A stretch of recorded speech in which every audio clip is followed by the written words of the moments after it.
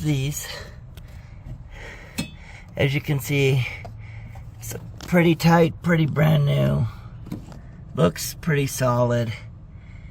This is the one that I took out. It had a little gas, maybe a little bit below this white mark.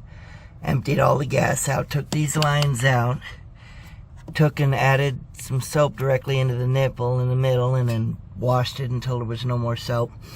Let it dry out, and then I reconnected these. I know I didn't connect them perfectly, but as you can see, they're still connected pretty tight and pretty good.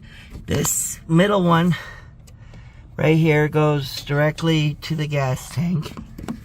I don't know if you can see that. And then this one on the edge, it's on the edge over there, goes down here and all the way down the side of the car somewhere, like all the way down there somewhere.